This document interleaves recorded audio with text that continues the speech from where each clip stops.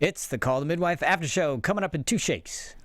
You're tuning into the destination for TV superfan discussion, AfterBuzz TV. And now, let the buzz begin. And welcome, everybody. Thank you for joining us once again. This is John Comerford sitting in the booth with Tamara Berg. Hey, everybody. And Courtney Stewart. okay, so this week, Called Me the Wife, we have Valerie moving in, the Turners moving out, Winifred sits in the driver's seat, the dreamy dentist puts a smile on not one but two faces. And let's start off with the, and I'm sorry to say it, but I would have said it in any other instance, of a shocking update of Mary Cynthia. I'm sorry, I apologize, But seriously, though, I mean, when it was happening, I just want to start there because that to me, it was like, oh my God, we are going to go there. And kudos to Anna C. for coming up with this. Totally predicted it. Absolutely. Spot on, too, by the way. Mm-hmm. So let's just talk that real quick, and then we'll get into the Reggie story and the whole thing. But when it was happening and when you see Monica Joan, when she's in the lynch mirror and she sees her, you're going, oh, and you're going, oh my God. And the whole time I'm going, Anna was right. Anna was right. Anna was right. Anna was right. And go ahead. Yeah, no, I'm just the imagery that the way they shot that with Mary Cynthia, from Monica Jones' vantage point, walking through the little atrium there, so to speak. Yeah, it was beautiful shot. Beautiful shot. And then she looked so tiny and vulnerable and pathetic, especially in that shot, because whoever she was standing next to was just much larger. And then when you see her behind that glass and she's caged in, so to speak, and I was just going, oh my God, they're killing me. This already was because of Reggie's story. I was already primed for that. But go ahead, Courtney. That was so bad. No, I was glad that it hadn't happened yet, which I appreciate it, because at first I was like, wait, she has a little head on. Does she not have hair anymore? Yeah. And she can only talk. She's not talking. Like, what is about to happen? So I was really glad that they hadn't done it yet. Mm-hmm. But when they wheel her in the room and the door closes, and say what you said, John. Now I'm going. I wanted them to go farther. I wanted to see them actually put the thing. I'll tell you. You guys didn't want, but I'll tell you. Well, I'll tell you why. Before, when she did the scene with the nurse who was telling her this is what we're gonna do, I thought she handled it so well. Mary Cynthia, her look and her face, and when you can't see what I see when I close my eyes, and you could feel what she was feeling. I was wondering what would it be like to see them actually do that to her, to put the thing on, to put that thing in her mouth, and not to show. We've all seen One Flew Over the Cuckoo's Nest. Yeah, not to show the actual event, but to see how that would affect her, just that part of it, because she was so effective in that. I'm going. I wanted that. You guys didn't want it. No. I'm sure it would have been brilliant, but I don't think I could have taken it. Like, I can't. It was the door closing and seeing it labeled. I was like, and I'm wondering if there is that theory of it's worse in your imagination than it is. No, that's why I'm saying I would have pulled away. I would not have shown the actual event, but just the idea of her being that vulnerable and because she says, no, I don't want to do it. And then they said, too bad, you don't get to decide. Anyway. They're going to decide for you. And I just wanted, and maybe they had shot it, and maybe it was too much. Maybe I'm wrong in that. But I'm not saying it was bad by any means. I thought it was great. It's just that I'm going, well, I wonder how it would have felt, how it would have been envisioned if we had seen that. Yeah, but haven't we seen her go through enough already with her attack? We have, John.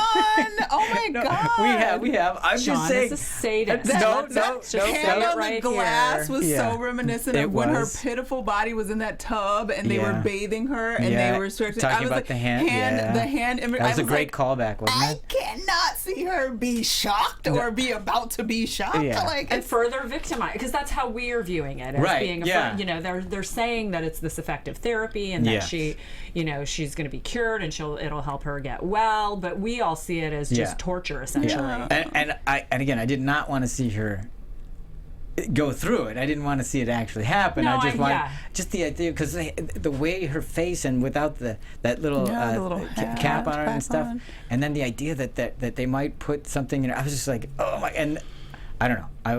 But I got it for you guys. Right, but so then cut to the car where Sister Monica Joan is crying. We must muster our cohorts. We must instruct our troops. An innocent is in danger, and one of our own is in a place of torment. Yeah.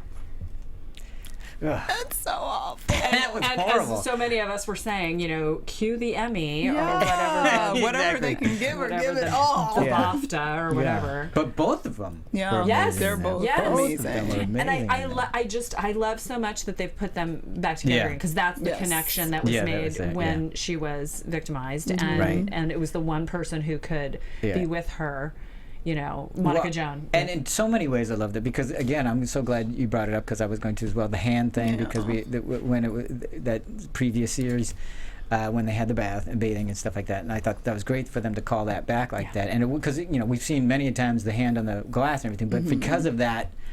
From the previous episodes, I always thought that was extremely effective. Plus, we also had this story with the Reggie, because we have an innocent and then one of our own. And I'm going, well, because they're both the innocents, because she was innocent when she was attacked, and she's been innocent of all of the nurses and the sisters. She's been, I would say, the most innocent. Yes. And so it was just wonderfully intertwined that way, very dramatic from that way. Yeah.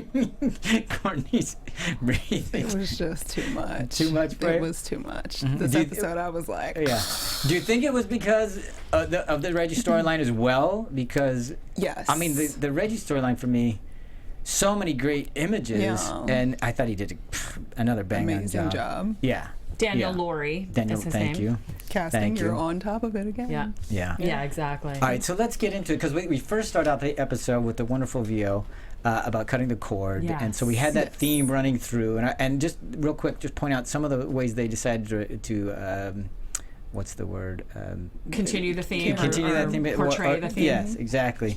Because we have Reggie and his mother, to some degree, not cutting cord because he was needed And a young adult. a young adult, and and they kept talking about how sheltered he was, for obvious reasons and all that other stuff. But I mean, in her death, there's a little that cord, not a literal one, but obviously a metaphorical cord is cut. And we have Valerie, her mom, actually taking her to her first day at work, and there's that kind of cord cutting.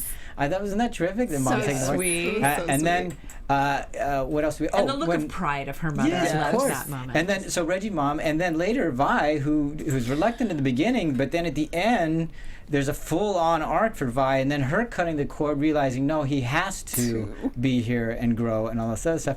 And then we actually have Monica Joan recognizing Valerie because she was there cutting the cord.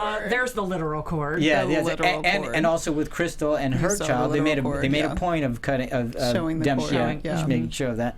So I just love the way they wove that in without saying it. They just had it all throughout, and I thought it was very well done. Kind of classic Call The Midwife. Yes, it is. Yeah, with showing about telling, but then keeping that theme running throughout. I thought that was great. So all right, so let's talk more about Reggie specifically because now when we first see Mom and she's helping Barbara with the dress and then has a touch of gas or whatever, indigestion. I'm short of breath. And I Bit breathless. Yeah, and I went, oh no, they're gonna kill her. I didn't see, and I'm usually the dark one that's like, this is gonna kill her. Yeah. I thought, she's gonna get sick or she's gonna be somewhere and it's gonna be a challenge. I didn't know she was gonna drop dead. Don't watch this show with John because I'm now going to not watch it with you anymore because John spoiled the Ivy's death moment. You also spoiled the Mary Cynthia moment for me because there was a shadow of a second before when we saw her that it didn't register and you're like, oh my God, it's Mary Cynthia. And I'm like, damn you. You kind of knew when he was going to the hospital she was going to be there. Some did, some didn't. Tammy's great. If you ever want, she likes to be surprised. Oh, not only that, she has such suspension of disbelief. I do. Totally. She totally buys it. I come from so much of the writing, so I'm always looking at it as the writer. I can't help it. Sometimes I'm ahead. Sometimes, but anyway. I want them to take me on the ride, and I joyfully sit in the seat and let them. And I often enjoy the show even more watching it through Tammy. Oh, that's beautiful. All right, so we obviously Mom is having some problems, but even on that first experience with Reggie and Mom, we get to see how they handle each other. And I thought what a very full, interesting relationship and touching, and when are you going to be back? And she's touching the clock, and it's just And then what do you want for dinner? Yeah, the rice pudding and all this. Such a great It was story. just, sweet, right? So much that you get through just, as we've learned with writing. You know, you get so much. You don't have to tell it all. No, just give me the show snapshot. people in their world, and you get everything. Yeah, exactly. And just the way Fred comes in, and and the firm handshake, all that other stuff, and he's reading, Reggie's reading the comics, exactly. He's in his little and chair. I liked even Mom saying, "Okay, now remember, don't touch the oven," and we have, and he knows his thing, and good lad, and the last thing, I love you, Reggie. I love you, Mom, and he hands her her purse. Yeah, it's like, they got their routine down. Yeah, and it's working. And then of course we go to the church, and then the sermon we hear Tom saying is, what is his line? I didn't write it Bring down. me the. It's about the children. It's about the children. Yeah. I'm looking I don't for think what I you wrote guys it. feeling while I find it. So he's suffer talking, the little children and let them come unto me. Yeah. And he's talking about not just the children, of course, but and I just didn't want her dead. Like, jeez. Yeah. That was so harsh. Yeah. It was harsh. Yeah. Keeling over right there in church. Yeah. It's like, But I mean, it happens. I don't know. It happens If you're all the going to time. die, I guess church is a good place to go. Yeah. When you've got a There you go. midwife across the way and a priest to bless you as you make If your your water's final gonna exit. break, good place is on the hospital. Tom didn't hear the Indeed. thump, though, because he was walking back to the altar like it was no thing. And she's like, Tom, help! Tom, little help here. Well, she thumped rather daintily. Yes, she did. Yes, she did. But and then when Fred and Tom have to go back to Reggie. Oh my god. And I was so scared it was going to turn into even more of a thing. Like, he gave in pretty easily, but looking through that slot, they just wanted to kill me this episode too. I know. Because that was too much. And again, that imagery after they've, when they're talking to him and he says, "Mom's gone to sleep and it's not going to wake up," and you think he gets it, and then you realize, oh, when is Mom going to come back from talking to God? And you're just going, oh, wow, okay, this is not. Just keep stabbing. Now but the thing that killed me was going into the bedroom and laying his head on Dad's pillow. And I was just, I'm not going to survive this. I'm going to go back to being a cold-hearted bastard. Much easier. It is, isn't it, John? I was like, no. They were really messing with our emotions this time. And I know it's, and some people say, oh, it's totally manipulative. I don't care. It's working. I mean, anyway. It's manipulating us very well, so I'm not mad. So but that imagery right there was just him with the pillow, and because at the moment, in the beginning, I wasn't exactly sure whose bedroom it was, and it was just and then when I realized, I was like, oh my God, and I don't know how much he understands what's really happened.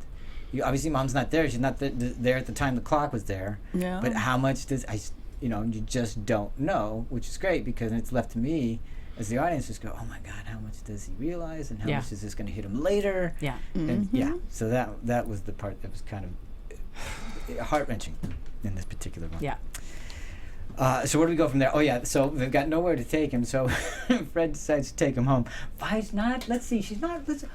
Not warm to this idea. No. But not badly. She's got her life and her routine set down, and she kind of also thinks that she's not up to the task. Not up to the task because she does, and it's a good argument too, which is I don't know that we're ready. He needs care, and we don't. He's a simple. I think she says simple person. Yes. And he needs people who's properly trained, and that's fair. That is fair, and rightly so. Later on, she's saying because he's so sheltered, we don't know if. I mean, the fact that they leave him alone, I'm going, and Fred's going, yeah, he's fine. He's been left home all the time. I'm going, oh my God. Come on, Fred. Yeah. I love that he's family. That Reggie's family, they're cousins, which makes me hopeful that maybe he'll come back. Yeah, in the season series someplace. I was visiting him. I was thinking that at some point, because of the way they felt about Lynchmere, that they were going to hang on to him, and then but then the way they ended it, I was going, no, that was right too. Yeah. Right. A quick side note: Ivy or Violet, Ivy, I know Lily, exactly Rose, yeah. Jasmine, plants, flowers. I've got a thing that says Ivy in front of me. Violet talks about how she has an event to go to. That's the Spirella Corset Factory. Right. And as I was watching it, I realized I have in my hand, if you're watching us on YouTube, I have a medal from 1919 that is from the Spirella Corset Factory. It's some sort of competition that they did. It's one of the ththings that I do. I make jewelry out of these. Anyway, for the Brits, you know what these are, and for the Americans, cool. They're little award medals. Isn't that cool? That is very cool. And I was like, hey, I have one of those. I have something from that company, which I thought was kind of fun. Awesome. Yeah, right? I thought they're carrying through. He's got his ivy plant. That's what we're. It's violet. Violet. From no. Ivy. Ivy's plant. It was violets.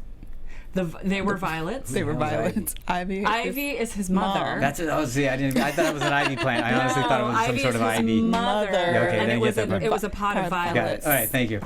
With violet, so I got too Violet's confused. Trust the girls on the flowers. Yeah, I'm with you on that now. Yeah, thank you for correcting me. But just the fact that he put that on the pillow, and I was going tucked in. Yeah, tucked in, and just the way he do it. Go ahead. Every episode, I almost cry. Like, I'm just like, oh, that was so beautiful. This episode, I actually shed tears. Oh no, I actually shed tears. Yeah. I'll tell you at what point when we get there. But I like to carry that through that, and then of course the bulbs carrying through as well. Yeah, a gift. They were a gift for my mother. Yeah. Right. Yeah. Yeah. Put them in the coffin. So and because when Fred and Vi have to go, they kind of go through the same thing with tell them when you'll be back and everything. Yes. So I'm hoping, please let that be enough. But they didn't say everything. So as soon as she said, we don't have time to make him toast. Yeah. No! I thought it was going to blow and up. it's funny because, it's classic. Yeah. When you see it and you see him looking at the toast, you're going, and are you going, no, don't do that. Make the toast. Yeah. And then when you see him seeing it, it's like, oh my God. Yeah. And, Thank God he got locked out. Yeah, exactly. Right? You think it's a problem. But then, of course, we see him roaming the streets, and it's like, and of course, some idiot on the streets. Some stupid little kids. Yeah. You got any money? I'm glad they left him alone. I thought That's they were true. I thought they were going to go farther with that. Yeah. Going, oh boy. Mm-hmm. But thank God they didn't. But the tragic that's when he's pounding on the door, where the last time we saw the door, they were peering through the mail slot, and now he's pounding on the door. And Mom, he still wants let Mom. me in. Yeah. Yeah. And So it's like, that sleep thing still hasn't fully registered. No. And That gutted me. That moment that when one? he was outside, because he just needs he wants the comfort of home and Mom, And the routine of it. that moment just really gutted me. And then when Fred finally shows you're up, safe now. Yeah. I touched his head because it was the same kind of like head hold that we had with the baby last week when the mom was giving her baby away, and it was too much, y'all. But thank God he showed up when he did. everybody on the panel right now has tears in their eyes. I'm just saying. No. You cold-hearted. No, I don't have them. You That's do. it. No. I can see it. No, not I there. can see it. No, it's you the can lights. see it on You're gonna YouTube too. come. It's like. All right. So where were we? Then they go to the garden. Fred takes him to the garden. Yeah, because then we get that whole storyline going with the garden. Pulling the weeds. And they're not weeds in Monica Joan coming No, they're in. not weeds. Yeah, that was fun. And again, because Monica Joan's been out there we've had her with the garden many times and stuff like that. But I also like that they kept the whole thing going with the jam and stuff like that.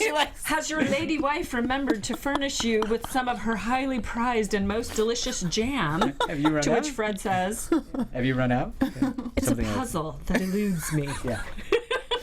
So ridiculously great. Yeah, it is Isn't it the ridiculous. way he like plopped the jam out of his pocket? As a matter of fact, that Sneaks it was behind huge. under his Loved arm it. to her. Yeah. Love it. Love They're it. so good. They are so good. And then you're talking about the weeds and what's a weed. And for me, that very poetic thing that she says that we do nature a grave disservice when we apply restraint when there should be none. Right. It's wonderfully poetic. And again, coming from Monica Joan, because of who she is in her character and stuff, when she just comes up with these, you're just going, first of all, it's brilliant. With brilliant wisdom. And it's poetic and everything, and you completely buy it. In the mouth of anybody else, it wouldn't be anywhere You're like, near as they're effective. weeds, but with her, just she sees something else. yes, you get all introspective, like, I guess I didn't think about it like that. Yeah, because she sees beyond the ordinary, beyond the whatever, and because whatever her faculties are at the moment, the things that we would pay attention to, it's not interesting to her. She's looking at it from a different point of view, which I love. Also, when they had the moment when she was deadheading the rose bushes. And he's saying to her, don't pull the flowers. I think he said that to her. And he says, are they dead? And she says, well, now their time is gone. Yes. Will the flowers have a funeral? He talks about. And they go back to the earth, as we all do. Yeah. And then they talk about the bulbs and how he wants to, And he said, then she gives him the bag and stuff. And then we find that later because we're at the cemetery and the burial's happening. And he, of course, puts those in there. And I thought that was going to be the end of the bulbs there. So right. Well, just Anna, talking about how Reggie and Monica Joan have a connection because it's that childlike innocence, that innocence, just sort of purity where all the other things fall away. detritus is... Which is also why I was talking about the Mary Cynthia part, that innocence is one of our own and all that other stuff. Those, to me, that's why she has a connection to Mary Cynthia as well, I think. Because and Tom was talking about it, we've kept that childlike nature. So there's that theme running through. Yeah.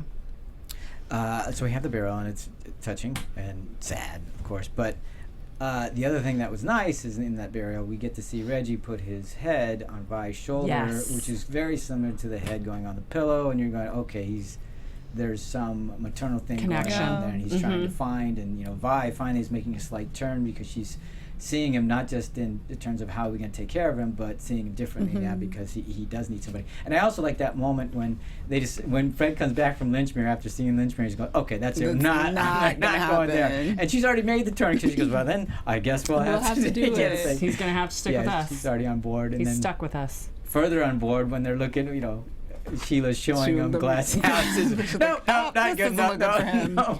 But it was so great when she was hemming his pants. Yeah. Oh, yeah. And he broke down crying because he was happy. And she got... See? It's happening again.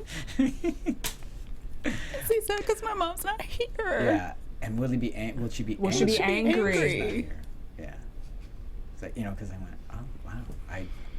I was not expecting that. No, I wasn't expecting it at all. I thought he was going to be crying. Like, I didn't know. And then the fact that Vi had her moment, too, where she was sort of like, it's okay to be sad, and sort of working through, like, you see her start to open up. And I'm like, he's going to be a character. He's going to be here forever. Yeah, that's what I was thinking. So I actually was thinking. I was buying it full time. I think and hope that he's going to be back at least in some capacity in their family. Well, because I really like the relationship between Monica Joan and him. Yeah, I like that thing going on. Go ahead. Yeah, just the moment where Fred is saying that he needs to go check out Lynchmere. Right. Yes. He goes and gets in the truck in the van. Monica Jones sitting there. Yeah, I'm here. She says. Yeah. I find two opinions are always better than one, particularly if one is mine. I'm gonna keep that line. I know. But then we all wrote it down again. I gotta use that. Yeah, I'm gonna use that one. Two opinions are always better than one. And again, shot great because the reveal was terrific. Open the door. There she is. It's like, and of course she's gonna be there. Yeah. Yeah, and it set up beautifully in the garden when they were talking about Lynchmere and stuff like that with Monica Joan, and then boom.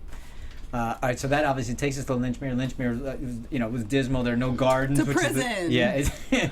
I wondered. I'm sure someone knows this. I wonder if it's the same exact location that they used for the family, the abuser, the guy who got out of prison a couple weeks ago. Right. I don't know. I thought it was the same place to me. Yeah, I thought, but they obviously used a different place, not a different part of part of that. If it was the same place, because where he came out was a totally different gate. But whatever. Yeah. But it still had had a lot of stone, a lot of bars, a lot of locks, and it's kind of like it's not Dickensian, but it's every horrible place that you can imagine where because he's not mentally ill, and you're going, and this is where they take care of him because at the day this is the best that we came up with. Yeah, and you're going, this is not the right place for this guy. He is not.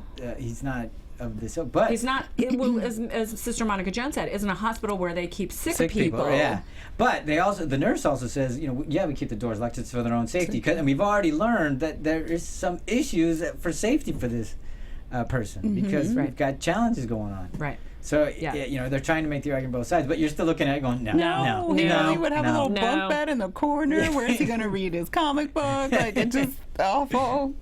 Yeah. So of course, and then of course we have the Monica Joan thing, and Julian, which we've already talked about. So we'll stay on Reggie for a bit because this is when they decide, okay, we're going to keep him. But then of course Sheila finds a place because she's looking. Obviously, we'll get to her storyline with it, but she's looking for houses and stuff. She finds that in the newspaper, and I like when Fred comes to her and she says, "Leave it with me." I'll find something. And diligently looking through things as she's looking for other things as well. She finds this place, and then we go there, and I was like, of course, we get the polar opposite of Lynch mirror. You're going, oh my God, it's so idyllic. It's a garden. It's a glass house. He checked out a little girl. We were like, oh, he can get married and have love in his life. He wanted a friend. Because at first I had resigned myself when he said he needed a friend. I was like, Monica Joan, you guys are going to be friends. It's going to be fine. But then when he says to Fred, but you're old. I don't have any friends. Old. You're old. Damn. Yeah, you're old. Damn. Yeah. I need friends. Yeah. Damn, but true. And the argument that Fred makes to Vi is that he does need friends. He's a young man. He needs to make his own choices. Yeah. And again, you see that part of it. You get to see that. Yeah. Well, as much as you want to protect him, right? Is that just for you? Yeah. Or is what's best for him? So we get to see that place, and he does look like, obviously he's when they ask what's his job, he's a gardener because I'm a gardener. And when he talked about earlier how much he liked that. I could do that every day. Yeah. And he had been because the plant was there from the beginning. That's right. So we had that sprouting from the beginning, pardon the pun. Yeah. So yes, you were going to point something? Okay. And then as we're leaving, when we see Fred and Vi walking away again, cutting that cord, and I'm going. Part of me's going, no, don't leave him. Take him home. Leave him. Did you guys want that? Yes, it was making me sad. But he's in a great place. You know it. Yeah. He's where he needs to be. Yeah. But it was still sad. Yeah. And then Violet finds a little treasure in her purse. They just want to rip her heart out every second. Yep. It's what they do. Just keep doing it. And then she plants them later. And she plants them and then they're growing. She had the 3. They sprouted. That was a very full storyline. Yes, it was. Yes. Yeah. Yes, it was. Yeah, it took some time with that one, which was nice. And never overdone though. Took some time. It was quite full. It's full and thoughtful. And I thought beautiful. the fact that they gave Vi the full on arc on that thing, Yeah. she had more of an arc than Fred. Yeah. The reluctant to the this is the place, not wanting him, and then letting him go. Yes. So we had the full cord cutting, the whole theme in deal. her little, and in terms of screen time, not much screen time. Not much at all. And I wasn't like, see, she turned already. Like they nursed that very well, and it was very tenderized and delicious. Something you can. Funny. It was so good. Tenderize it, something you can sink your teeth into. Yeah. Sorry, that leads us to our next storyline. Which I watched with one eye closed most of it. The Williams was rough. family. Yeah, that was tough. Super rough. It was extremely difficult. Okay. Yeah. Crystal Yes, Williams. Crystal Williams in the who's the most miserable woman in Poplar. Yeah, I should have had a warning for this one because I had started eating my lunch. It's like, wow. And again, we get to Poplar, we get the family. That they have 4 kids, I think, right now. Yeah, it was already 4. I think there's 4. I wasn't sure. And they're running around crazy and stuff like that. And she's the most miserable. And I'm going, it's because she's got 4 kids. Yeah, in one room. Yeah, by the in way. one room, another one on the way, and it's just crazy and mayhem and chaos. Who wouldn't be miserable? But what a like we've seen other fathers, but great dad, great great partner. Doing his part, he is, absolutely. Working hard. And when she goes through the thing about the teeth and how first of all trying to get him to pull it, I'm going no. Were you already freaking out when he had the pliers? Number 1 fear of mine, dentist. Thank you. Yes. Thank you. People think I'm insane. I'm like, I'll go to the gynecologist 800 times more before I have to go to the dentist. I cannot stand it. It is awful. Same. I once had to rank all my fears. Number 1, dentist. So I really did. I was, and thank God they validated us, Courtney. Yes, I felt talking really about great. how common our fear is, and for Crystal, I'm not going to go to one of those butchers. So clearly she's had the same experience or I have had. And, or heard horror stories. horror Or just horror stories about them. Yeah. stories. Well, and let's face it, the dentistry has come a long way since. Yeah, then. but I can't even imagine what they were doing back But then. it is. How desperate do you have to be to give the pliers to your spouse and go, oh my yank gosh. these? Their lives were pretty desperate and popular. Yeah, I know, but even still, absolutely, That's rough. no question. I can't wait for you to let me take my pliers to Just rip them out. the next time you need a crown. Beat it. Beat it, John. But a visceral reaction when we get to see your mouth, and you're going, whoa, okay, I was not ready for that. I didn't need that. Yeah. That would have been quite fine. frankly, I didn't even watch it. I closed my eyes and fast forwarded. And I'm just going, oh it my was like, God. whoa. And then, you learn that she's got abscesses. You're going, how much pain is that? And of course she's carrying the kids and all this. And I'm going, she does not need this. And then can you imagine having such an infection in your body and being pregnant? You can't. No, I can't. And being pregnant, how that has got to just tax your system. I mean, Trixie talked about how the pain was probably raising her blood pressure. But I mean, just having that level of infection in your body has got to be so bad in so many ways. Yeah. And your teeth are just so integral to the your whole overall health. And yeah. that's what I was thinking. Is like, oh my God, I don't know what's is there danger? Doing. No. Yeah, heart attack. And I was thinking, and I was thinking because they were making. I'm going, wait, she's got 4 kids, 1 on the way. I'm going, is she headed? See, I thought she was gonna drop dead, not the other one. Exactly. but as soon as Ivy did, I go, okay, the Crystal's safe. Crystal's in the clear. Yeah, because we can't have 2 of these. About her bleeding out. But I thought was. Yeah. Oh, good Lord. But she's so afraid, and she doesn't go to the hospital. She goes to the clinic, and that's what I guess we get. And of course, Winifred has her new assignment there. She's excited. She's so excited to work with teeth, and I'm going. It was that. Yeah. She has a very toothy smile too. She does. Very which is probably why she's toothy into smile. it. Yes, I love it. And she's with Dr. Dockerel. Dreamy Dr. Dreamy. Dockerel. Okay, is he dreamy? I mixed it up. Yeah. He's cute. I don't like his lab coat, but Yeah. No, but he's good with the kids, and he was having a good time there, and we got to see the little sparks flying. Even though she was chiding him for making noise and all this other stuff and playing games with the kids.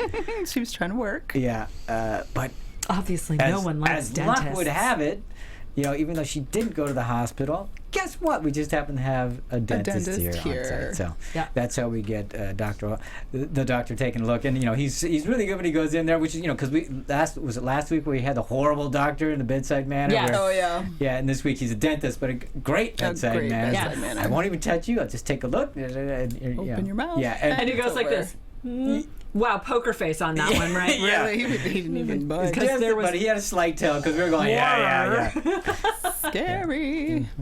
Yeah. Mm-hmm. So, and he says, you do need to come in. Right away. Yes, you do. Yeah. Sooner the better. So, and of course she does. Now, I'm not exactly sure why he didn't take care of things the first time, because he obviously knew how bad it was. But I guess, what was he counting? The cavities, or how many teeth had to be removed, or whatever? You wouldn't know this, having not been to the dentist very often. Each tooth has a number, and so he was just calling to his assistant what tooth. Which tooth? Okay. This tooth and this one. He was calling out the ones that needed to be. On cavities or something. He was calling on the teeth that were needing to be pulled. Got it. And then yeah. 3 and 4 and 5 so gross. and 6 and 7. Gross. Oh my goodness. Yeah. All right. So and then that happens. All right. So we'll just get to pulling them all. And then again, I had a nice Call the Midwife montage of teeth pulling and pulling weeds. And cut it with weeds, and then looking for cute houses. Like, I don't want to see these teeth dead in a bowl with it. Oh. And I kept going. They kept one, then there's another, and there's another, and it just kept going. How many we have to see? It went on. I get it. He's pulling all of them. Yeah. That was rough. I'm not commenting because I didn't watch it. And they were terrible. It was terrible. They it was were horrible. Terrible. And I can't imagine the amount of pain she was going through. Not only, I'm talking about before, when all, because I don't know what kind of experience that is, and then to have that all happen. But then, I have to say, she sure enjoyed the gas when she woke up. Yes, she did. Hey, you know what's really good after you have mouth trauma? No. What? Tea. Oh, is that right? Yeah. Well, I remember friends who had lots of teeth pulled, and they have you chew on tea bags because the tannins in the tea. It's actually good for almost any trauma in your mouth. Is just to get like a tea bag and put it in there. Well, I'm sure the English know this well, but that's more for the Americans who probably don't know that. Black tea. All right. So she has that done when she gets home. Winifred is teaching all the kids because prior to that, Mom tried to teach the kids how to brush teeth, and they're brushing each other's backs. Yes, but Winifred, she's got some sort of magic with the kids and with the teeth. Some kind of song, probably. Yeah, exactly. No doubt. Brush them. Agrees. Yeah. Thanks. Appreciate you knowing that. All right. So. And of course, she's going to get her dentures, and but prior to that, she's out in the hallway with the bleeding and stuff, and then and getting sick. Oh my God, yeah! But it's not just sick, but now we're having water breaks. But again, I'm going. At least she's in the hospital. Yeah, Dreamy Dr. Dentist is there, and he's not letting her go. No, but I have to monitor the bleeding. Right. So how much of that was true, and how much of it was I would like to be in the same room as Trixie? No, I thought he was. I thought he was legit. I thought he was really concerned about that. Yeah, but because I didn't really see him nod to that until pretty much later. No. Yeah, but who knows? It could have been Trixie is quoted as saying, "Obviously, no one likes dentists." Yeah, that was. It's like, I'm gonna make you like me. I was just I was amazed though that they could just like roll up to a delivery room with the dentist and everybody can just be there and let Trixie deliver the baby. Look, that's hospital practice. Hey, she's done her own. C-section. Thank you. Yeah. So she's got privileges at this hospital. Yes, let's she put it that does. way. She's got hospital privileges. But even that. Oh, well done. Yeah, I have done this before. I have done this before. Very sassy as Tammy. Yes. She was sassy. They were both sassy. Everybody was sassy in that. It was a good one. But of course, that leads to and I thought, well, he didn't wait too long. I mean, right in the hallway Get on there. it. Hey, since we've birthed the baby together, we don't have to be so formal. My name's Christopher. I'm Beatrix. They call me Trixie. Beatrix. Gives her name. Because they weren't being so formal. Beatrix. Yes. Yep. So they got to go out on a date. They're so we like this pairing? on a date. Yeah. I appreciate it. Yeah. I think they're good together so far. Yeah. We're good. All right. So It's got a convertible. Yeah, nice guy. Nice ride. little sports car. Nice ride. Okay. Yeah. Yep. Found Which apparently yourself comes a up in the good next one. episode. Yeah. Let's see. So, What's them all about? yeah. I like it. I think it's cute. Yeah. I also like the way that Barbara and Trixie were getting together. Getting Over ready the for their dresses. date. Yes. The dresses, again, being the dress back because we saw it at the beginning of the episode. Now we see it at the end. So that's happening. And she's doing her nails, talking about Eating snails and the whole thing. How it's important to have a good manicure. Yeah, we're right back to being Trixie. Yes, indeed. And then they go out on their date. All right, so we got a couple of things to cover before we get out of here because we have. The Turners. No. Yes? Well, yeah, we have the Turners. So let's talk to them now, since we were. Okay. Well, part of the other thing is the Winifred because she had all those props that she. Yes. Dr. was talking about all the props that she has. Yeah, she can't put them on the bike, and and then of course Phyllis gives her a ride. She's paying attention and everything. And then I thought that really awkward but kind of fun scene with Sister Julian and Phyllis and Sister Winifred. And the giant book. And then, what was the book for? I have no idea what the book was It's about. a log of some sort. But I was like, what is that book? Is that book going to come back? I'm sure someone will that book? It's the Gutenberg Bible or something. Learn. She just wanted to learn. Yeah, and she's so excited that Phyllis can't refuse. And I'm going, no, Phyllis, you can refuse. Yeah, I know. In my car. Yeah. There is no other. Oh, yeah, but she was, the glee on her face when she got it into gear and was moving. It's like, oh boy, here we go. Very, very exciting. But I thought the other thing, which I thought it was nice that they tied in, is that she was so afraid of it before, but because of the way I'm talking about Winifred, what she's learned by being at Anata's house and working and being with these women, is that now's the time. You have to seize the day. And she's now got courage and stuff. And we've seen that as a running theme throughout because they all start to grow in these ways and stuff like that because of their experience with these women. So I thought that was nice that they brought that full circle there. Girl power.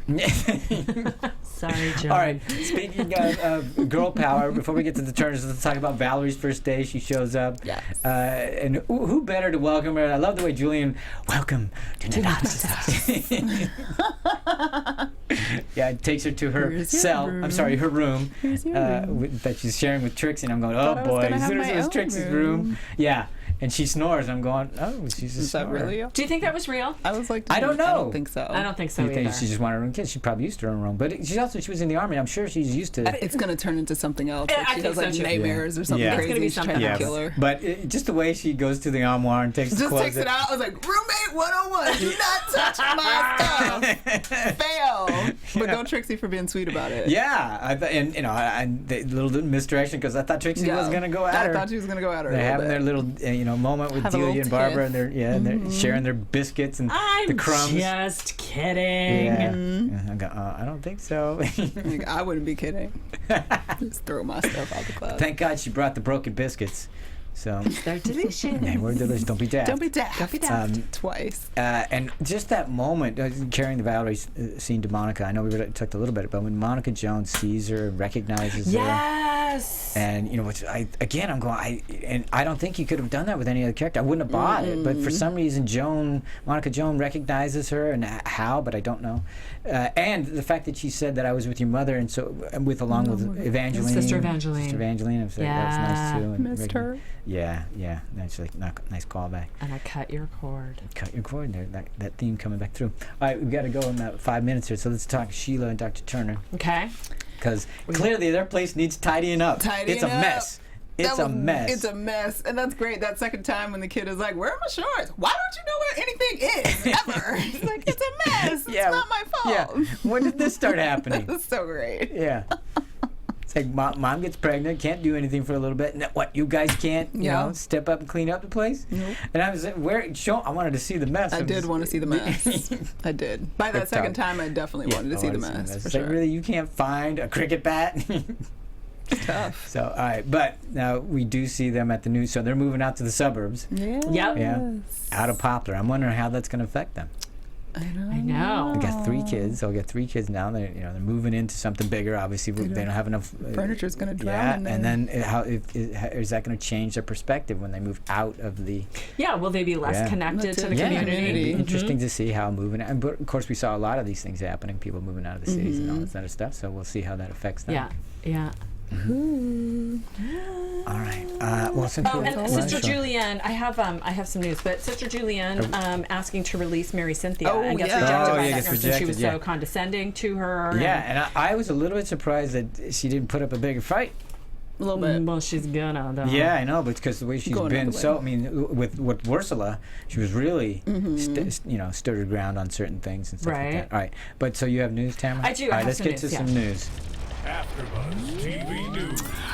Okay, you guys, it is reported that Miranda Hart, who plays Chummy, was too ill to return to Call the Midwife this year. Wow. 44-year-old actress was meant to reprise her role for the Christmas special and for the rest of Series 6, but the show was thrown into chaos in the latter end of last year when she pulled out of the program at the last minute due to a mystery ailment. Well, I hope she's doing better. Oh, no. She said, I don't feel myself at the moment because I was ill last year and I wasn't able to exercise. I can relate. Yes. I had a mystery illness myself. Her cancellation meant that Heidi Thomas had to rewrite the episodes frantically and very late, weeks before Do we think that's why Valerie's filming. Yeah, possibly. Yeah. We knew that Miranda said that it's with a heavy heart, having shared Chummy's return to Call the Midwife. I've not been able to give birth, pun intended, the schedule to make it work. She was also scheduled to do a show called The Generation Game, a show called Up Pompeii, and she pulled out from hosting the Royal Variety Performance in December, all because of this illness. So she said that although she's had a tough time recently, she now feels fit and well. Her spokesperson said she has lots of upcoming projects, included making her West End debut, playing her dream role of Miss Hannigan in a new production of Annie. Very nice. She says, I have a new spring in my step because of it. Oh, good. We're glad she's feeling better. Call the Midwife continued to be the week's top drama with 9.1 million viewers and a 38.6 share in its times. So, right. Quick shout outs, KLX07. If Sister Mary Cynthia dies or becomes a potato, you can forget about Trixie being sober. Becomes a potato. Medusa234 saying, I had no idea you guys were doing Call the Midwife show. Super excited. So it's a fan of ours, possibly from Downton Abbey. Creative Sunny, Broadsword calling Danny Boy. Other shout outs, Lee Ferguson, Anna M. and Anna C., Helena Huang, Catherine Smith, Rational Plan 1 and Joke, and we hope Caroline feels better. Yeah, we hope Caroline feels better. Yeah. So that's it for news right now. All right, what are we hoping for? Do we have any predictions? Anybody that offer anything? Any ideas? Did we get any new? Your AfterBuzz no, we didn't get any new ones from fans, but we've got in the coming ups we see the Cuban Missile Crisis is going to be occurring. Also, female genital mutilation being a subject. And I think they're going to be breaking out Mary Cynthia. Well, that's what I'm hoping. That's it's not a prediction so much but as. Would it be like cheese? Because I'm like, I want it, but like I don't know how they will do it without it being a cheese fest. Like I feel like I agree. A caper film. Yeah. No, I agree. Yeah. Not And a breakdown. I want somebody kicking down a door. Is what she went in the room. Yeah. Like I feel like they got to zap her at least once, and no, she's gonna be like out of it. That's already happened. Yeah. It's already happened. But then she's gonna be a potato. No, not necessarily. Well, we don't know. We don't know how. We don't know at what level this happened. We don't know the effect of it, and sometimes it doesn't create vegetation. No, of course they wouldn't continue to do it if it but there's something about patient. her being in jeopardy that I want somebody kicking down a door. I want somebody's ass dragged on the carpet. I that's what I'm. And again, it's not a prediction. It's just like I want someone to get chewed out. Stand up for her. Yeah. I want her taken out. I want her in the Nata's house where she could be taken care of properly and she can heal. Compassion and sympathy matter. So whatever. Do you think that because Dr. Turner is out of town now, or out of Poplar, that might contribute to something involving Mary Cynthia? Not necessarily, no, because this is a prediction we just got that that possibly Dr. Turner being far away. I mean, I'm sure that's going to be an issue. I was just thinking of maybe connecting it to Mary Cynthia. Maybe she has, I don't know, brain bleed. I don't know. I don't want to say. But it. I can see Sister Julian, because she didn't stand up so forcefully this week. I can see her standing up and not leaving and getting her. I don't know how. I'm just saying. I don't know. Just dragging her out. And also because she was being kind of soft when they took her away in the first place. She was kind of. I don't think she's going to allow it to happen trusting. again, because I trusted last time, and this is what happened. I'm not leaving this time. And didn't she say something to the effect of till she needs us or wants us back or whatever? And if she's getting shocked, she can't make those decisions for herself at all anymore. So maybe. Well, she did make the decision. She said, "I don't want it." And they still did it. Yeah. So. Rats. All right. We're running late, so we got to get out of here. I'm on Twitter at Tamara Berg. My website is tamaracentral.com. Thanks, you guys. I'm everywhere. It's Stewart Starlet, dreading next week. And I'm only here. So 3 more episodes. That's right. We'll see you next time for the after show for Call the Midwife. Thanks, everybody. Bye. From executive producers Maria Menounos, Kevin Undergaro, Phil Svitek, and the entire AfterBuzz TV staff, we would like to thank you for listening to the AfterBuzz TV network. To watch or listen to other after shows and post comments or questions, be sure to visit AfterBuzzTV.com. I'm Sir Richard Wentworth, and this has been a presentation of AfterBuzz TV. Buzz you later. The views expressed herein are those of the hosts only and do not necessarily reflect the views of AfterBuzz TV or its owners or principals.